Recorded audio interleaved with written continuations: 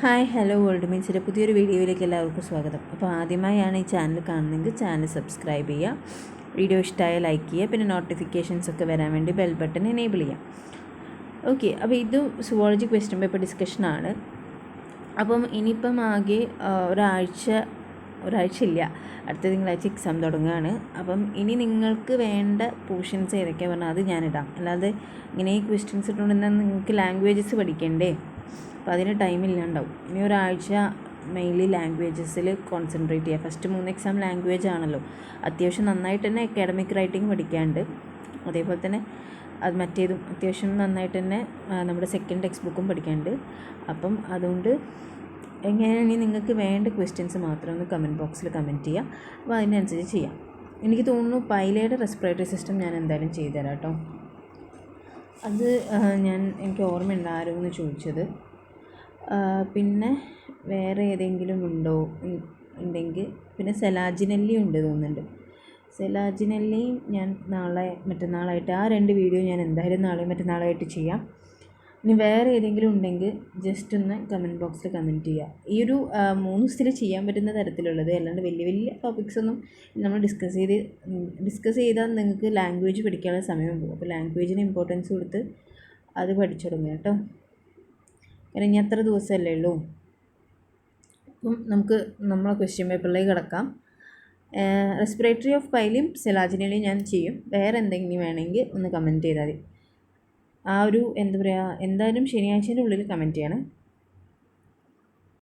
First question സ്റ്റാറ്റോസിസ്റ്റിനെ പറ്റിയിട്ടാണ്. Statocyst എന്ന് പറയുന്നത് ഒരു പൈറിഫോം സാക്കാണ്. ഒരു കുഞ്ഞ് പെയർ ഓഫ് പൈറിഫോം സാക്കാണ്. അത് കാണുന്നത് പീഡൽ ഗാംഗ്ലിയൻ്റെ അടുത്ത് ഒരു സ്മോൾ ഡിപ്രഷനിലായിട്ടാണ്. ഇത് ഓരോന്നും പീഡൽ ഗാംഗ്ലി ആയിട്ട് കണക്റ്റഡ് ആണ്. മീൻസ് ഓരോ സൈഡിലെ പീഡൽ ഗാംഗ്ലി ആയിട്ട് കണക്റ്റഡ് ആണ് ഒരു കണക്റ്റീവ് ടിഷ്യൂ ബാൻഡ് വഴി.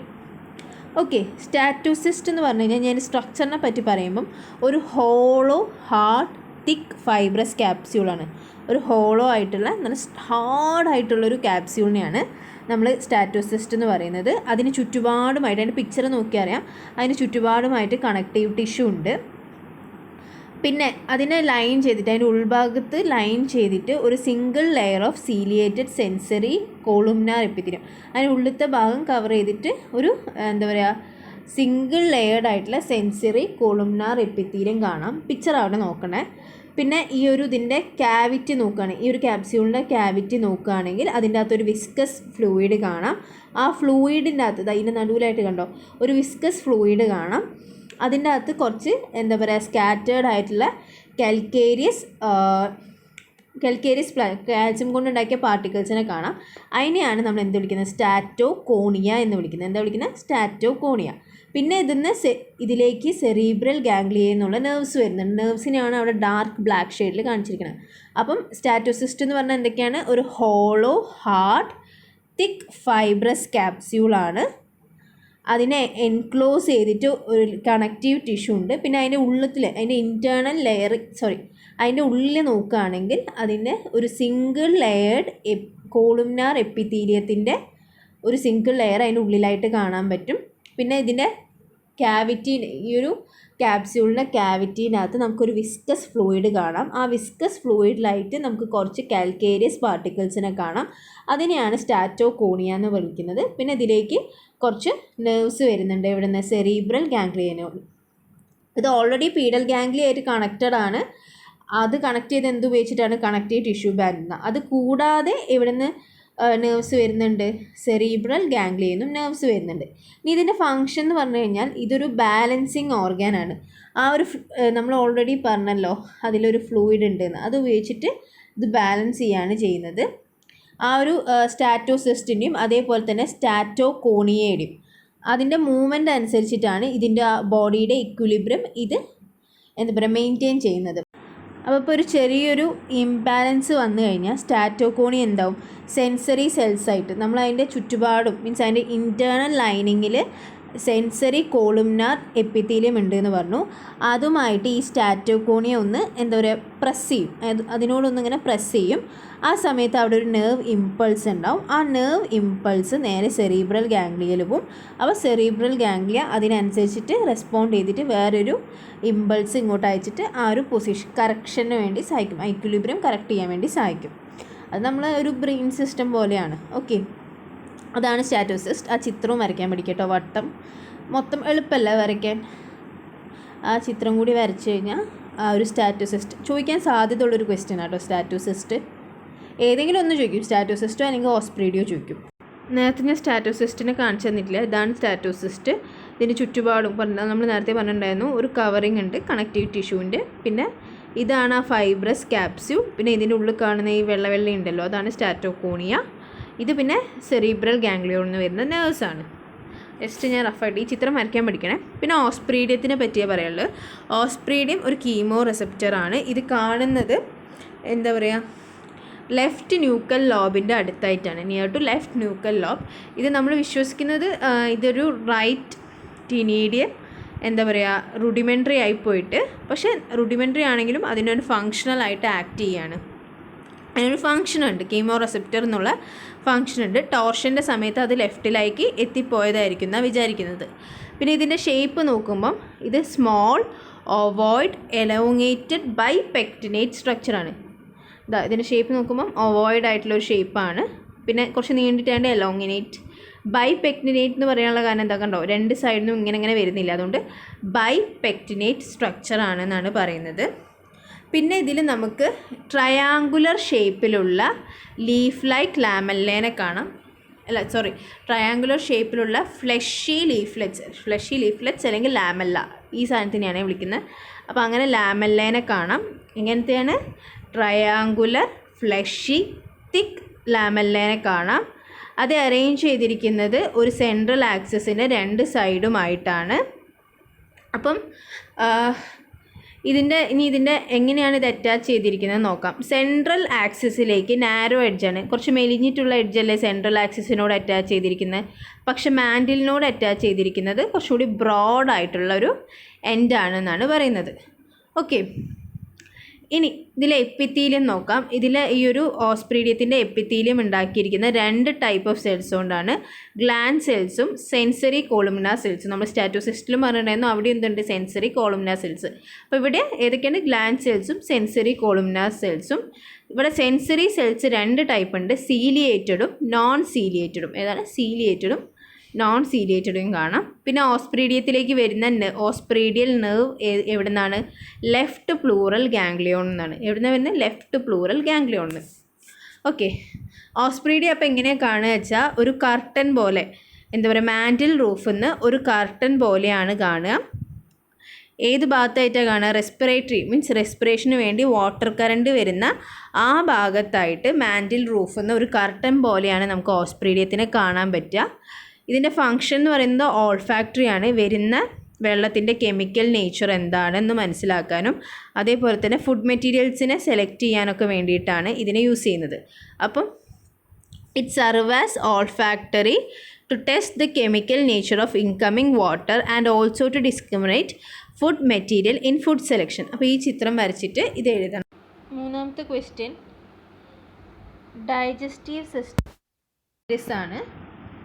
അപ്പോൾ ഡൈജസ്റ്റീവ് സിസ്റ്റം ഓഫ് നീറിസ് നോക്കുന്ന സമയത്ത് ഞാൻ യൂഷ്വലി എപ്പോഴും പറയുന്ന പോലെ ഒരു ഡൈജസ്റ്റീവ് സിസ്റ്റത്തിൽ എലമെൻ്ററി കനാലും അതേപോലെ തന്നെ ഡൈജസ്റ്റീവ് ഗ്ലാൻഡ്സും ഉണ്ടാവും.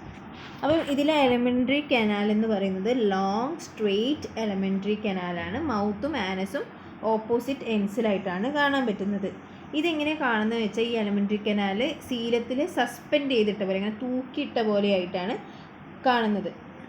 അതിങ്ങനെ ഡോർസൽ മിസെൻട്രി ഉപയോഗിച്ചിട്ടാട്ടോ അങ്ങനെ ഇട്ടിരിക്കുന്നത്. തൂക്കിയിട്ട പോലെ നിൽക്കുന്നത് ഡോർസൽ മിസെൻട്രി കാരണമാണ്. എലമെൻ്ററി കനാലിൽ 3 പാർട്സാണുള്ളത്, സ്റ്റൊമോഡിയം, മീസോഡിയം, പ്രൊക്ടോഡിയം. അതിൽ സ്റ്റൊമോഡിയം പ്രൊക്ടോഡിയം ഉണ്ടാക്കിയിരിക്കുന്നത് എക്ടോഡെർമൽ ലൈനിങ്ങും മീസോഡിയം ഉണ്ടാക്കിയിരിക്കുന്നത് എൻഡോഡെർമൽ ലൈനിങ്ങും യൂസ് ചെയ്തിട്ടാണ്. സ്റ്റൊമോഡിയത്തിൽ നമുക്ക് എന്തിനൊക്കെ കാണാം, മൗത്ത്, ബക്കൽ ക്യാവിറ്റി, ഫാരിങ്സിനെ കാണാം. ഓക്കെ, അത് കഴിഞ്ഞ് അടുത്ത് മീസോഡിയത്തിനെ നോക്കുമ്പോൾ നമുക്കവിടെ ഈസോഫാഗസിന് ഇൻഡസ്റ്റൈനും കാണാം. അത് കഴിഞ്ഞ് പ്രോക്ടോഡിയത്തിൽ നോക്കുമ്പം റെക്റ്റും ആനസും കാണാം. അപ്പം അങ്ങനെയാണ് ആ 3 ഇത് പറയാനുള്ളത്. പിന്നെ ഇനി ഇതിൽ ഓരോന്ന് എടുത്ത് ഡിസ്കസ് ചെയ്യാം. ബക്കൽ ക്യാവിറ്റി നമ്മൾ കാണുന്നത് പ്രോസ്റ്റോമിയത്തിലാണ്. ഇത് അത് പറഞ്ഞ ബക്കൽ ക്യാവിറ്റി നമ്മൾ കാണുന്നത് പ്രോസ്റ്റോമിയല്ല, ബക്കൽ ക്യാവിറ്റി കാണുന്നത് പെരിസ്റ്റോമിയത്തിലാണ്. അതിനുശേഷമുള്ള അടുത്ത 4 സെഗ്മെൻറ്റിലായിട്ട് നമുക്ക് എന്തിനേയും കാണാം, ഫാരിങ്സിനെയും കാണാം. ഈ 2 റീജിയനും ഒരേ മസ്കുലാർ കോട്ടാണുള്ളത്. അതുകൊണ്ട് നമ്മൾ ഇതിനെ എന്ത് വിളിക്കുന്നു, ബക്കൽ ഫാരിഞ്ചൽ റീജിയൻ എന്ന് വിളിക്കുന്നു. എന്താ വിളിക്കുന്നത്, ബക്കോ ഫാരിഞ്ചൽ റീജിയൻ എന്ന് വിളിക്കുന്നു. ഇതിൻ്റെ ലൈനിങ്ങിൽ നോക്കിക്കഴിഞ്ഞാൽ ഈ ഒരു ബക്കോ ഫാരിഞ്ചൽ റീജിയൻ്റെ ലൈനിങ്ങിൽ നോക്കിക്കഴിഞ്ഞാൽ നമുക്ക് കുറച്ച് ടൂത്ത് ലൈക്ക് സ്ട്രക്ചേഴ്സ് കാണാം. കുറച്ച് ഇങ്ങനെ പല്ല് പോലെ ഒരു സ്ട്രക്ചേഴ്സ് കാണാം. അതിനെ നമ്മൾ വിളിക്കുന്നതാണ് ഡെൻറ്റിക്കിൾസ് അല്ലെങ്കിൽ പാരാനാത്തെ. ഇതാ ഇവിടെ കാണുന്നുണ്ട് കുറച്ച് കുത്തായിട്ട്, അതാണ് പാരാനാത്തെ. ടെക്സ്റ്റ് ബുക്കിലെ സെയിം ഇമേജാണ്, ജസ്റ്റ് ആ ഇമേജ് നോക്കിയാൽ ഞാൻ ഇവിടെ വെച്ചു എന്നേ ഉള്ളൂ. പിന്നെ ഇതിൻ്റെ ഒരു എന്താ പറയുക, ഫാരിങ്സിൻ്റെ പോസ്റ്റീരിയർ പാർട്ടിലായി നോക്കിക്കഴിഞ്ഞാൽ അറിയാം ഒരു ക്യൂട്ടിക്കുലാർ ലൈനിങ്ങിന് മേലെ 2 ജോസ് കാണാം. ഇങ്ങനത്തെ 2 ജോസ് കാണാം. അത് മൂവബിൾ ആണ്. അത് ഒരു മസിൽസിൽ ഇങ്ങനെ മസ്കുലാർ വാൾവിൽ ഇങ്ങനെ എംബഡ് ചെയ്ത് വെച്ച പോലെ ഇതിൻ്റെ പോസ്റ്റീരിയർ സൈഡിലായിട്ട് 2 ജോസ് കാണാം. ഈ 2 ജോസിനും ഒരു റൗണ്ട് ബേസ് ആണ് ഉള്ളത്. അതേപോലെ തന്നെ എന്താ പറയുക, കേർവ്ഡ് ആയിട്ടുള്ള ബ്ലേഡ്, ഇൻകേർവ്ഡ് ഉള്ളിലേക്ക് കേർവ്ഡ് ആയിട്ടുള്ള ബ്ലേഡാണ് ഉള്ളത്. ഇത് ഉപയോഗിച്ചിട്ടാണ് ഇത് പ്രേനെ പിടിക്കുകയും മുറിക്കുകയൊക്കെ ചെയ്യുക. ഈ ബക്കോ ഫാരിഞ്ചൽ റീജിയൻ ശരിക്കും ഉള്ളിലായിട്ടാണ് ഉണ്ടാവുക. അപ്പം ആ ഒരു എന്താ പറയുക ഉള്ളിലായിട്ടുള്ള റീജിയനെ ഈ ഒരു ഫീഡിങ്ങിൻ്റെ സമയത്ത് മാത്രം ഈ ബക്കോ ഫാരിഞ്ചൽ റീജിയനെ പുറത്തേക്ക് ഇൻവേർട്ട് ചെയ്യുക. ഉള്ളിലേക്ക് ഇങ്ങനെ മടങ്ങി കിടന്ന ഭാഗത്തിനെ ടോട്ടലി നേരെ തിരിച്ച് മേലേക്ക് ഇൻവേർട്ട് ചെയ്യുകയാണ് ചെയ്യുക. ഈ ഇമേജിൽ 2ഉം കാണിച്ചിട്ടുണ്ട്. പ്രൊട്രൂട്ട് ചെയ്ത ഫാരിങ്സിനെയാണ് ഈ കാണിക്കുന്നത്. മീൻസ് ഇതിൻ്റെ അകത്ത് ഇങ്ങനെയാണ് ശരിക്കും ആദ്യത്തെ അവസ്ഥയിലുണ്ടാവുക. ജോസ് ഇങ്ങനെ അറേഞ്ച് ചെയ്തിട്ടുണ്ടാവും. ഇതാണ് ഫാരിങ്സ്, ഇത് പ്രൊട്രാക്ടർ മസിൽസ്, ഇവിടെ ഡെൻറ്റിക്കിൾസ് ഒക്കെ ഇങ്ങനെ അറേഞ്ച് ചെയ്തിട്ടുണ്ടാവും. അങ്ങനെ ഇതിൻ്റെ ഒരു പ്രേ പോകുന്നുണ്ടെന്ന് കണ്ടു കഴിഞ്ഞാൽ ഇത് ഈ ഒരു സിസ്റ്റം ഉണ്ടല്ലോ, ഈ ഫാരിങ്സ് വരെയുള്ളതിനെ ഫുള്ളായിട്ട് പുറത്തേക്ക് നേരെ തിരിച്ചിടും. പുറത്തേക്ക് കണ്ടോ, ഇവിടെ കിടന്ന ജോസ് ഇവിടെ എത്തിയില്ലേ. അങ്ങനെ ആ തിരിച്ചിടുന്ന ഇതിനെയാണ് നമ്മൾ ആ ഒരു തിരിച്ചിട്ട കോംപ്ലക്സ് മാസിനെയാണ് നമ്മൾ പ്രൊബോക്സസ് എന്ന് വിളിക്കുക. അതിന് ആ ഒരു തിരിച്ചിടുന്നതിന് നമ്മൾ പ്രൊട്രൂഷൻ എന്നാണ് പറയുക. അതിനെ കൺട്രോൾ ചെയ്യുന്ന മസിൽസാണ് ഇത് പ്രൊട്രാക്ടർ മസിൽസ്. അതേപോലെ തന്നെ ആ ഒരു പ്രൊട്രൂഷൻ സ്റ്റോപ്പ് ചെയ്യാൻ സഹായിക്കുന്ന ഡയഫ്രാണ്. തിരിച്ചിങ്ങോട്ട് ഉള്ളിലേക്ക് വലിക്കാനോ ഇതേ സ്റ്റേജിലേക്ക് ആക്കാൻ ആരാ സഹായിക്കുന്നത്, റിട്രാക്ടർ മസിൽസാണ്. ഇപ്പം കുറേ കൂടി ക്ലിയർ ആയിട്ടുണ്ടാവുമെന്ന് വിചാരിക്കണം. അതിനുശേഷം ഫാരിങ്സിൽ നിന്ന് പിന്നെ നേരെ ഈസോഫാഗസിലേക്കാണ് പോകുന്നത്. ഈസോഫാഗസ് അടുത്ത 5 സെഗ്മെൻറ്റിലാണ് കാണാൻ പറ്റുന്നത്. പിന്നെ ഈ ഒരു ഈസോഫാഗസിൽ നമുക്ക് എന്ത് കാണാം, സാക്കുലാർ ആയിട്ടുള്ള ഈസോഫാഗൽ ഗ്ലാൻസ് കാണാം. എന്താ ഇങ്ങനെയുള്ള കുറച്ച് ഈസോഫാഗൽ ഗ്ലാൻസ് കാണാം. അത് ഡൈജസ്റ്റീവ് എൻസൈമിനെ സെക്രീറ്റ് ചെയ്യുന്നുണ്ട്. പിന്നെ ഇൻഡസ്റ്റൈൻ നോക്കുന്ന സമയത്ത് ലോങ് സെഗ്മെൻറ്റഡ് ഇൻഡസ്റ്റൈനാണ്. സെഗ്മെൻ്റലി സാക്കുലേറ്റഡ് ഇതുണ്ടോ, ഓരോ സെഗ്മെൻറ്റിലും ഒരു സാക്ക് പോലെയുള്ള ഇൻഡസ്റ്റൈനാണ്. ഈസോഫാഗസിൻ്റെയും ഇൻഡസ്റ്റൈൻ്റെയും നടുവിലായിട്ടൊരു സ്പിങ്ചർ ഉണ്ട്. അത് ഫുഡിൻ്റെ പാസേജിനെ റെഗുലേറ്റ് ചെയ്യാൻ വേണ്ടിയിട്ടാണ്. റെക്റ്റം ഏറ്റവും അവസാനത്തെ സെഗ്മെൻറ്റിൽ നമുക്ക് കാണാൻ പറ്റും. ഈ ഫുഡ് ഈ ഒരു ഡൈജസ്റ്റീവ് ട്രാക്റ്റിൽ കൂടെ മൂവ് ചെയ്യാൻ സഹായിക്കുന്നത് നമ്മൾ യൂഷ്വലി പറയുന്ന പോലെ പെരിസ്റ്റാളിക് മൂവ്മെൻ്റ് ആണ്. ഇനി നേരിസ് ഒരു പ്രിഡേഷ്യസ് കാർണിവോറാണ്. ഇതിന് ഒരു പ്രേ വരുന്നുണ്ട് തോന്നിക്കഴിഞ്ഞാൽ, അല്ലെങ്കിൽ ഇതിൻ്റെ ആക്റ്റീവ് ഫീഡിങ് സമയത്ത് ഇത് ബക്കോ ഫാരിഞ്ചൽ റീജിയനെ പുറത്തേക്ക് ത്രോ ഔട്ട് ചെയ്ത് വയ്ക്കും. എന്നിട്ട് പ്രേ ഇതിൻ്റെ ഈ 2 ജോസ് ഉണ്ടല്ലോ ഇതിൻ്റെ നടുവിലായിട്ട് ആ പ്രേനെ പിടിക്കും. എന്നിട്ട് അതിനെ ഗട്ട് വാൾ വഴി പെരിസ്റ്റാളിക് മൂവ്മെൻറ്റ് കാരണം അത് താഴേക്ക് എത്തിക്കും. ഡൈജഷനും അബ്സോർപ്ഷനും ഒക്കെ നടക്കുന്നത് ഇൻഡസ്റ്റൈനിലാണ്. ഡൈജഷൻ എക്സ്ട്രാ സെല്ലുലാർ ഡൈജഷനാണ്. ഏത് എൻസൈമാണ്, ഈസോഫാഗൽ ഗ്ലാൻസ് സെക്രീറ്റ് ചെയ്യുന്ന എൻസൈം ഉപയോഗിച്ചിട്ടാണ് ഡൈജഷൻ നടത്തുന്നത്. അൺഡൈജസ്റ്റഡ് റെസിഡ്യൂ ആനസ് വഴി പുറത്തേക്ക് കളയും. അത്രയാണ് ഈ ഒരു കേസിൽ പറയാനുള്ളത്. അടുത്തത് ലിമലസ് ആണ്, ഓൾറെഡി ഡിസ്കസ്ഡ് ടോപ്പിക്കാണ്. ലിങ്ക് ഞാൻ താഴെ ഇടാം കേട്ടോ. അപ്പം last question evolutionary significance of peripatus ആണ്. പെരിപാറ്റസ് എന്ന് പറഞ്ഞു കഴിഞ്ഞാൽ അനലിഡയുടെയും ആർത്രോപോഡയുടെയും ഒരു കോമ്പിനേഷനായിട്ടാണ് നമ്മൾ പറയുന്നത്. അപ്പം അതിൻ്റെ എവല്യൂഷണറി സിഗ്നിഫിക്കൻസ് എന്താണെന്ന് ചോദിച്ചു കഴിഞ്ഞാൽ, ഇത് എന്താ പറയുക, അനലിഡയുടെയും ആർത്രോപോഡയുടെയും നടുവിലെ ഒരു എന്താ പറയുക, അതിൻ്റെ ഒരു കണക്റ്റിംഗ് ലിങ്കായിട്ട് നമുക്ക് പറയാം. ഓക്കെ, അപ്പോൾ അതെങ്ങനെ ആ ഒരു എവല്യൂഷണറി സിഗ്നിഫിക്കൻസിലേക്ക് നമ്മൾ പറഞ്ഞെത്തിക്കണം എന്നുള്ളതാണ്. ആദ്യം അനലിഡൻ ഫീച്ചേഴ്സ് ചെയ്താൽ ഏതൊക്കെയാണ് അനലിഡി ആയിട്ട് ഇവർക്ക് സിമിലർ ആയിട്ടുള്ള ഫീച്ചേഴ്സ് എന്ന്.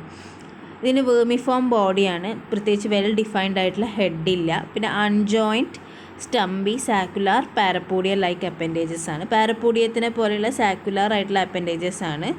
അതും എന്താ പറയുക ബോഡി വാളിൻ്റെ ഒരു എക്സ്റ്റൻഷൻ പോലെയാണ്, മറ്റേ എന്താ പറയുക ആർത്രോപോഡയിലെ പോലെയല്ല. പിന്നെ ഡെർമോമസ്കുലാർ വാളാണുള്ളത്, ലോഞ്ചിറ്റ്യൂഡിനൽ സർക്കുലർ മസിൽസ് കൊണ്ട് ഉണ്ടാക്കിയ വാളാണുള്ളത്. എലമെൻ്ററി കനാൽ സ്ട്രെയിറ്റും അതേപോലെ തന്നെ സിമ്പിൾ എലമെൻ്ററി കനാലാണ്, ഇതേപോലത്തെ സ്ട്രെയിറ്റ് ആയിട്ടുള്ള എലമെൻ്ററി കനാലാണ്. പിന്നെ ഓരോ സെഗ്മെൻറ്റിലും പെയർഡ് ആയിട്ടുള്ള നെഫ്രീഡിയ കാണാം. അത് എന്താ പറയുക മോഡിഫൈഡ് സീലോം ഡക്റ്റിൻ്റെ മോഡിഫിക്കേഷനാണ്. പിന്നെ സീലോമിക് ഗൊണാഡ്സ് കാണാം. ഐസിൻ്റെ സ്ട്രക്ചർ എന്താ പറയുക ഇതിൽ അനലിഡയിലെ ക്ലാസ്സായ പോളിഗീറ്റി ആയിട്ട് സിമിലാരിറ്റി ഉണ്ട്. ഇനി ആർത്രോപോഡി ആയിട്ടുള്ള സിമിലാരിറ്റീസ് നോക്കുകയാണെങ്കിൽ ആൻറ്റിനിയും ടൂത്തഡ് ജോസ് ലൈക്ക് മാൻറ്റിബിൾസ് പ്രസൻ്റ് ആണെന്നുള്ളതാണ് ഒരു ഫീച്ചർ പറയാനുള്ളത്. പിന്നെ ക്യൂട്ടിക്കിൾ ഉണ്ടാക്കിയിരിക്കുന്നത് ആൽഫ കൈറ്റിനും അതേപോലെ തന്നെ നോൺ കൊളാജിനസ് ആയിട്ടുള്ള പ്രോട്ടീൻസും കൊണ്ടാണ്. പിന്നെ പീരിയോഡിക് മോൾട്ടിങ് നടക്കുന്നുണ്ട്. പിന്നെ ഇതിൻ്റെ ക്ലോഡ് ലെഗ്സ് ഉണ്ട്, മീൻസ് ഇതിൻ്റെ ലൊക്കോമോഷന് വേണ്ടിയിട്ട് ഇതിന് ക്ലോ ആയിട്ടുള്ള ലെഗ്സ് ഉണ്ട്. പിന്നെ ഇൻ്റർ സെഗ്മെൻ്റൽ സെപ്റ്റ ആബ്സെൻ്റ് ആണ്, ആർത്രോപോഡയിലെ പോലെ തന്നെ ഓരോ സെഗ്മെൻറ്റിൻ്റെ ഇടയിലുള്ള ആ ഒരു സെപ്റ്റ ആബ്സെൻ്റ് ആണ്. പിന്നെ എന്താ പറയുക കമ്പാർട്ട്മെൻറ്റലൈസ്ഡ് ഹീമോസീൽ, കമ്പാർട്ട്മെൻറ്റ്സ് ആയിട്ടുള്ള ഹീമോസീൽ പ്രസൻ്റ് ആണ്. പിന്നെ ഇതിൽ എന്താ പറയുക സീലോമിക് ക്യാവിറ്റി ഹൈലി റെഡ്യൂസ്ഡ് ആണ്. അതിനെ റെപ്രസെൻറ്റ് ചെയ്യുന്നത് മീൻസ് സീലോമിക് ക്യാവിറ്റീനെ റെപ്രസെൻറ്റ് ചെയ്യുന്നത് നെഫ്രീഡിയും അതേപോലെ തന്നെ ഗൊണാഡിയൽ ക്യാവിറ്റീസൊക്കെയാണ്. പിന്നെ സലൈവറി ഗ്ലാൻസ് പ്രസൻ്റ് ആണ്. പിന്നെന്താണ് അതിൻ്റെ റെസ്പിറേറ്ററി സിസ്റ്റം ട്രക്കിയൽ സിസ്റ്റമാണ്. സ്പൈറക്കിൾസ് പ്രസൻ്റ് ആയിട്ടുള്ള ട്രക്കിയൽ സിസ്റ്റമാണ്. പിന്നെ open type of blood vascular system dorsal സൈഡിലാണ് ഹാർട്ട് കാണുന്നത്. പിന്നെ സൂപ്പർഫിഷ്യൽ അതിൻ്റെ ക്ലീവേജ് മീൻസ് മറ്റേ ബ്ലാസ്റ്റോസിൽ ക്ലീവേജ് ചെയ്യുന്ന സൂപ്പർഫിഷ്യൽ ക്ലീവേജാണ്. അപ്പം ഇത്രയും ഫീച്ചേഴ്സാണ് ഇവരെ എന്താ പറയുക ഇതും രണ്ടും അനലിഡിയും ആർത്രോപോഡയും തമ്മിലുള്ള സിമിലാരിറ്റീസ് കാണിക്കുന്നത്. മീൻസ് അനലിഡയും പെരിപാറ്റസും തമ്മിലുള്ള സിമിലാരിറ്റിയും അതേപോലെ തന്നെ ആർത്രോപോഡയും പെരിപാറ്റസും തമ്മിലുള്ള സിമിലാരിറ്റി കാണിക്കുന്നത്. പിന്നെ ഇവർ രണ്ടാളും കോമൺ ആയിട്ട് ഷെയർ ചെയ്യുന്ന ഫീച്ചർ നോക്കുക. ഒന്ന് മെറ്റാമെറിക്കലി സെഗ്മെൻറ്റഡ് ബോഡിയും അതേപോലെ തന്നെ സെഗ്മെൻ്റലി പെയർഡ് അപ്പൻഡേജസും. അത് രണ്ടുമാണ് ഇവർ മൂന്നാളും അനലിഡിയും ആർത്രോപോഡയും പെരിപാറ്റസിനുമുള്ള കോമൺ ഫീച്ചേഴ്സ് എന്ന് പറയുന്നത്. ഓക്കെ, എന്നിട്ട് ഇവർ എവല്യൂഷണറി സിഗ്നിഫിക്കൻസ് എന്നിങ്ങനെയാണ് പറയേണ്ടത്. ഈ ഒരു പെരിപാറ്റസിനെ നോക്കുന്ന സമയത്ത് അത് അനലിഡയുടെയും ആർത്രോപോഡയുടെയും ഒരു കോമ്പിനേഷൻ ആണ് എന്ന് പറയണം. ഓക്കെ, ഇതൊരു ലിവിങ് ഫോസിലാണ് കേട്ടോ, അത് ആലോചിച്ച് വെക്കണേ, ലിവിങ് ഫോസിലാണ്. അപ്പം എന്താ പറയുക അതുകൊണ്ട് എന്താ പറയുക ബോർഡർ ലൈൻ എന്താ പറയുക അനലിഡയുടെയും ആർത്രോപോഡയുടെയും നടുവിലെ കണക്റ്റിംഗ് ലിങ്ക് അല്ലെങ്കിൽ ഒരു ബോർഡർ ലൈൻ ആയിട്ടാണ് നമ്മൾ കൺസിഡർ ചെയ്യുന്നത്. ഇത് ശരിക്കും എവിടെ നിന്നാണ് വന്നത് നമുക്കറിയില്ല. നമുക്ക് തോന്നുന്നത് ഒരു അനലിഡൻ ആൻസിസ്റ്റർ എന്നാണ് ഇത് ഉണ്ടായിട്ടുള്ളത് എന്നാണ്. അതുകൊണ്ട് എന്താ പറയുക അനലിഡേനെ ഒരു blind of shoot from the main ഇതിൻ്റെ നടുവിലായിട്ടുള്ളൊരു സംഭവമായിട്ടാണ് നമ്മൾ എന്തിനെ കാണുന്നത് അനലിഡേനെ പെരിപാറ്റസിനെ കാണുന്നത്. അപ്പം ലാസ്റ്റ് ഇതിൽ ഇപ്പോൾ നമ്മൾ എവല്യൂഷണറി സിഗ്നിഫിക്കൻസിലെ അങ്ങനെ ഒരു ഹെഡിങ് ഉണ്ട്, പേജ് നമ്പർ 270 271 ഇതുള്ളത്. അപ്പം ആദ്യത്തെ ഒരു ലൈൻ ചെയ്താൽ the combination of annelida and arthropoda features in peripatus is often take as an evidence to support the view peripatus stand on the borderline between annelidan and arthropod and serve as a connecting link between them. ആ ഒരു point എഴുതാം. പിന്നെ എഴുതേണ്ടത് the arthropods might have evolved from annelidan like ancestor and the organization of peripatus is an intermediate stage of evolution. അപ്പം ഈ ഒരു arthropod ഉണ്ടായിരിക്കുന്നത് അനലിഡയിൽ നിന്നാണ്. അപ്പം അതിൻ്റെ നടുവത്തെ ഒരു ഇൻ്റർമീഡിയറ്റ് സ്റ്റേജാണ് എന്ത് പെരിപാറ്റസ്. ഓക്കെ, അങ്ങനത്തെ കാര്യങ്ങൾ എഴുതുക. പിന്നെ ഈ ഒരു ലാസ്റ്റത്തെ paragraph still it is was formally regarded as primitive. ഇപ്പോഴും അതിനെ ഒരു എന്താ പറയുക ഇതുവരെ അതിനെ കൺസിഡർ ചെയ്തിട്ടുണ്ടായിരുന്ന ഒരു പ്രിമിറ്റീവ് ആർത്രോപോഡ്, ഒരു സിമ്പിളായിട്ടുള്ള ആർത്രോപോഡ് ആയിട്ടായിരുന്നു. എന്താ പറയുക കുറച്ച് അനലിഡൻ ക്യാരക്ടേഴ്സ് റിമെയിൻ ചെയ്തിട്ടുള്ളൊരു സിമ്പിൾ ആർത്രോപോഡ ആയിട്ടായിരുന്നു. എന്നിട്ട് ഫൈലം ആർത്രോപോഡേൻ്റെ അടിയിൽ തന്നെ ക്ലാസ് ഓങ്കോഫോറയിലായിരുന്നു ആദ്യം അതിനെ പ്ലേസ് ചെയ്തിട്ടുണ്ടായിരുന്നത്. പിന്നെയാണ് അതങ്ങനെയല്ല, അതൊരു എന്താ പറയുക എവല്യൂഷനിൽ വന്നൊരു ലൈനാണ്. മീൻസ് അനലിഡ കഴിഞ്ഞ് പിന്നൊരു ഇൻ്റർമീഡിയറ്റ് സ്റ്റേജ് വന്നിട്ടാണ് ആർത്രോപോഡ വന്നത് തോന്നിയിട്ട് അതിനൊരു സെപ്പറേറ്റ് ഫൈലമാക്കി ഓങ്കോഫോറ എന്ന് വെച്ചത്. ഇത്രയും കാര്യങ്ങളാണ് അതിൽ പറയുന്നത്. അനലിഡൻ ഫീച്ചേഴ്സ് പറയണം, ആർത്രോപോഡൻ ഫീച്ചേഴ്സ് പറയണം, അതേപോലെ തന്നെ സിമിലർ രണ്ടാളുമായിട്ടുള്ള സിമിലർ ഫീച്ചർ പറയണം, പിന്നെ എവല്യൂഷണറി സിഗ്നിഫിക്കൻസും പറയണം. അത്രയും പറഞ്ഞു കഴിയുമ്പോഴാണ് ഈ ഒരു ക്വസ്റ്റ്യനുള്ള ആൻസർ ആവുന്നത് കേട്ടോ. അപ്പം ഇത്രയാണ് നമുക്ക് ഡിസ്കസ് ചെയ്യാനുണ്ടായിരുന്നത്. ഇനി ഞാൻ പറഞ്ഞ പോലെ നിങ്ങൾക്ക് വേണ്ട വീഡിയോസ് മാത്രം ആ ഒരു ഇതിൽ കമൻറ്റ് ചെയ്യുക. എന്താ പറയുക, അക്കാഡമിക് റൈറ്റിംഗ് നന്നായിട്ട് ഇരുന്ന് പഠിക്കുക. അവിടുന്ന് ഇവിടുന്നൊക്കെ നല്ല ചെറുപറയായിട്ടാണ് ക്വസ്റ്റ്യൻ വരുന്നത്. കാരണം എന്താ വെച്ചാൽ ചില ടേംസൊക്കെ ആയിരിക്കും ഡിഫൈൻ ചെയ്യാൻ ചോദിക്കുക. അപ്പോൾ ആ ടേം എവിടെയാണെന്ന് ഒന്നാമത് ഇത്രയും വലിയൊരു ബുക്കിൽ ആ ടേം കുറേ ആവശ്യമില്ലാത്ത കഥകൾ പറയുന്ന പോലെയാണല്ലോ ഇത് പോകുന്നത്. അതുകൊണ്ട് ആ ടേം എവിടെയാണെന്ന് കണ്ടുപിടിക്കണം, എന്നിട്ട് ആ ടേമിന് ഡിഫൈൻ ചെയ്യണം. അപ്പം ആ ഒരു ലെവലിൽ തന്നെ അക്കാഡമിക് റൈറ്റിംഗ് പഠിക്കുക കേട്ടോ. പിന്നെ ഏതാ നിങ്ങളുടെ ലാംഗ്വേജ് എന്ന് വിചാരിച്ചു കഴിഞ്ഞാൽ അതും നന്നായിട്ട് പഠിക്കുക. ഇത് മാത്രം പോരാ, നമ്മൾ സബ്ജക്റ്റ് മാത്രം പോരാ നമുക്ക് മാർക്ക് സ്കോർ ചെയ്യാൻ. എനിക്ക് തോന്നുന്നു സബ്ജക്റ്റിനെക്കാട്ടും ക്രെഡിറ്റ് പോയിൻ്റ് വരുന്നത് ഇപ്പോൾ ലാംഗ്വേജിനാണ്. അപ്പം ആ ഒരു ലെവലിൽ അതിനും നന്നായിട്ട് പ്രിപ്പയർ ചെയ്യുക. ഇനി ആകെ വളരെ കുറച്ച് ദിവസമേ ഉള്ളൂ. അതുകൊണ്ടാണ് ഞാനിത് ഒന്നിങ്ങനെ സ്റ്റോപ്പ് ചെയ്ത് ദിവസം വീഡിയോ ഇട്ടിട്ട് ഇതും പഠിക്കണം അതും പഠിക്കണം. അപ്പം ഇതൊന്ന് നിർത്തിച്ചിട്ട് കുറച്ച് അത് പഠിക്കുക, കുറച്ച് ഇത് പഠിക്കുക, ആ ഒരു ലെവലിൽ പഠിച്ചു പോവുക കേട്ടോ. നിങ്ങൾക്ക് ആവശ്യമുള്ള ചോദിച്ചു കഴിഞ്ഞാൽ അത് മാത്രം ഇട്ടുതരാമല്ലോ. അപ്പം ഞാൻ എന്താ പറയുക, കമൻറ്റ് ബോക്സിൽ കമൻറ്റ്സ് പ്രതീക്ഷിക്കുന്നുണ്ട്. അപ്പോൾ അങ്ങനത്തെ കമൻസൊക്കെ പ്രതീക്ഷിക്കുന്നുണ്ട്. പിന്നെ എന്തെങ്കിലും ഡൗട്ട്സ് ഉണ്ടെങ്കിലൊക്കെ ചോദിച്ചു കഴിഞ്ഞാൽ ഞാനത് ക്ലിയർ ചെയ്ത് തരാം. എഴുതേണ്ട കാര്യമോ എന്താണെങ്കിലും അതൊക്കെ ഏകദേശം ആ ഒരു എക്സാം പോയിൻ്റ് വ്യൂവിൽ ക്ലിയർ ആയിട്ടുണ്ടാവുമെന്ന് വിചാരിക്കുന്നു. അപ്പം ഇന്നത്തെ വീഡിയോ അത്രയേ ഉള്ളൂ. അപ്പം ഈ വീഡിയോ ഇഷ്ടമായാൽ ലൈക്ക് ചെയ്യുക. പിന്നെ ഞാനിപ്പോഴും പറയുന്നത്, നിങ്ങൾക്ക് എക്സാം കഴിഞ്ഞ് വന്നു കഴിഞ്ഞാൽ ജസ്റ്റ് എങ്ങനെ ഉണ്ടായിരുന്നു, ചാനലിനെ കൊണ്ട് ഉപകാരം ഉണ്ടായോ എന്നൊക്കെ ഒന്ന് കമൻറ്റ് ബോക്സിൽ കമൻറ്റ് ചെയ്യാം. ഇനി ഏതെങ്കിലും ക്വസ്റ്റ്യൻസ് ഇനിയിപ്പം എന്താ പറയുക, നിങ്ങൾക്ക് അത്യാവശ്യം വേണ്ട ഏതൊരു ക്വസ്റ്റ്യൻ ആണെങ്കിലും എന്തായാലും കമൻറ്റ് ചെയ്യാം കേട്ടോ. ഇപ്രാവശ്യം ചാനൽ തുടങ്ങാൻ കുറച്ച് ലേറ്റ് ആയതുകൊണ്ടാണ് ഇങ്ങനെ ഒരു പ്രശ്നം വന്നത്. അടുത്ത സെമസ്റ്ററിൻ്റെ നിങ്ങളെല്ലാവരും കണ്ടിട്ടുണ്ടാവും, ഇന്ന് നോട്ടിഫിക്കേഷൻ വന്നു 3rd സെമസ്റ്ററിൻ്റെ. അപ്പോൾ ആ സെമസ്റ്റർ നമുക്കിത് കഴിഞ്ഞ് ഉടനെ തുടങ്ങിയിട്ട് നമുക്ക് എന്തായാലും കംപ്ലീറ്റ് ചെയ്യണം കേട്ടോ. ഓക്കെ, അപ്പം നെക്സ്റ്റ് വീഡിയോ കാണുന്നവരെല്ലാവർക്കും ബൈ.